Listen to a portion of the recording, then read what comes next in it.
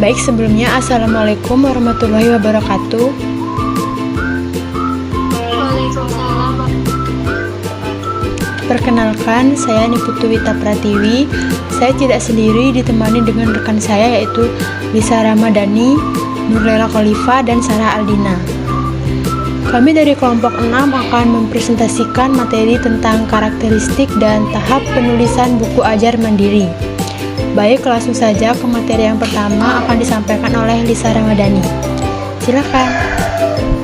Baik, terima kasih. Di sini saya akan menjelaskan materi karakteristik buku ajar mandiri, yaitu terdapat menjadi beberapa bagian. Yang pertama, self-contained, yaitu semua materi lengkap ada di dalamnya, jadi tidak perlu mencari sumber lain. Lalu yang kedua ada self-instructional. Karakteristik ini bisa membelajarkan diri sendiri, ada tujuan, petunjuk, dan latihan kompetensi. Dan yang terakhir ada self-explanatory power. Jadi materi ini jelas, lengkap, dan mudah dipahami tanpa bantuan orang lain dan proses pembelajaran secara mandiri. Selanjutnya akan dijelaskan oleh Kak Nurlela. Baik, tahap penulisan buku ajar mandiri nomor 2023 yang ada dua, yaitu yang pertama perencanaan, ada identifikasi karakteristik peserta didik serta menentukan kompetensi, lalu menetapkan strategi pembelajaran, mengkaji bahan ajar yang sudah ada.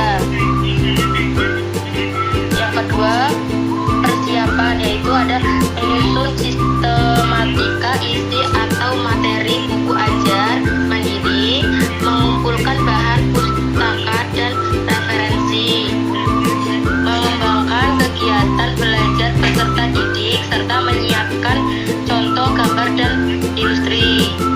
Selanjutnya akan dilanjutkan sama Kak Sarah. Baik, terima kasih. Saya akan melanjutkan materi selanjutnya, yaitu tahap penulisan buku ajar mandiri. Yang tahap ketiga adalah menulis dan menyunting buku ajar. Tahap menulis dan menyunting buku ajar mandiri terdiri dari beberapa kegiatan, yaitu yang pertama adalah menyusun draft awal. Yang kedua, menggunakan bahasa yang baku dan mudah dimengerti. Yang ketiga, menulis unsur tes dan penilaian yang akan digunakan. Yang keempat, melakukan uji coba. Coba pakai pada kelompok kecil. Dan yang terakhir adalah melakukan revisi, yaitu perbaiki berdasarkan masukan. Sekian materi dari saya sampaikan ke moderator. Baik, untuk selanjutnya sesi tanya jawab. Kelompok kami sudah mendapatkan 2 pertanyaan dari Kak Adelia Rayanti Putri, kelompok 7. Pertanyaan yang pertama akan dijawab oleh Kak Lisa. Kak Lisa, persilakan. Baik, terima kasih. Saya akan menjawab pertanyaan yang pertama, yaitu mengapa buku ajar mandiri harus membuat tujuan, petunjuk, dan latihan kompetensi secara eksplisit hubungkan dengan kemandirian belajar siswa. Hal ini sangat penting karena sesuai dengan karakteristik utama buku ajar mandiri, yaitu dapat dipelajari tanpa banyak bantuan guru, sehingga ketiga komponen tersebut berperan mendukung kemandirian belajar siswa dengan cara yang pertama, ada tujuan pembelajaran yang jelas, yaitu memberi gambaran awal kepada siswa tentang apa yang harus dikuasai setelah mempelajari materi tersebut. Jadi siswa dapat menentukan fokus belajar, mengukur sejauh mana kemajuan dirinya, dan tidak kehilangan arah saat belajar sendiri. Dan yang kedua ada petunjuk. Jadi petunjuk ini secara rinci menjelaskan langkah-langkah yang harus dilakukan, cara memahami materi, maupun cara menggunakan bagian-bagian dalam buku. Hal ini membantu siswa mengatur proses belajarnya sendiri, mulai dari menyusun jadwal hingga menentukan cara mempelajari bagian yang sulit tanpa harus bertanya terus-menerus kepada orang lain. Dan yang terakhir ada latihan kompetensi. Jadi ini berfungsi sebagai sarana untuk menguji pemahaman dan mengasah keterampilan. Dengan adanya latihan ini, siswa dapat mengevaluasi sendiri apakah sudah menguasai materi atau kita perlu mengulang pembahasan sehingga terbiasa bertanggung jawab atas hasil belajarnya sendiri.